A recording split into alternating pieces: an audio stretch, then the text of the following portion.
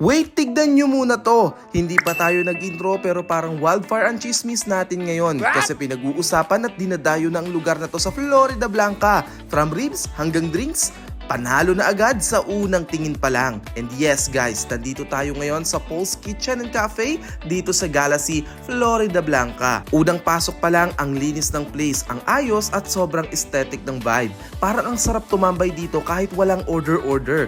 Ganun kaganda yung ambience, perfect pang chill, dates or kahit barkada banding.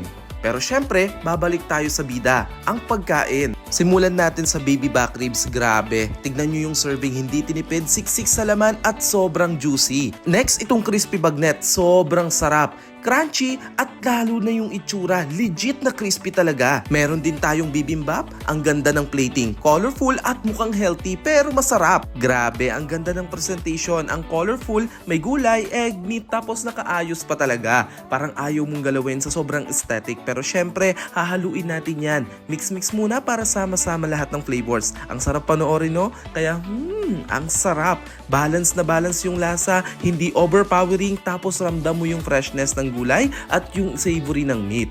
Tapos yung sauce, panalo. At syempre, hindi mawawala ang simple pero classic na spam with egg. Comfort food na hindi ka bibiguin. And of course, hindi mawawala ang chicken wings. Solid na solid, malasa at perfect pang partner sa rice. Sa totoo lang guys, panalo dito. Hindi tinipid sa servings at kita mo talagang pinag-effortan yung presentations. Now, check natin yung drinks natin. May Oreo cheesecake, white chocolate matcha, strawberry cheesecake, kiwi shake, Spanish latte cold, at blueberry lemonade. Honestly, lahat masarap, refreshing, sakto sa pagkain at perfect pang chill habang nagkikwentuhan. Bonus pa guys, nagbigay pa sila ng complimentary biscoff cake. Super thankful kami dito, sobrang na-appreciate namin yung gestures. Ramdam mo yung good vibes at customer care nila. So overall guys, kung hanap nyo na place ay masarap pang food, generous ang servings at maganda pa yung ambience, solid dito sa Paul's Kitchen and Cafe. Thank you so much sa experience, babalik at babalik kami dito for sure. Kung nagustuhan nyo yung vlog na to, don't forget to like, share, and subscribe to my YouTube channel.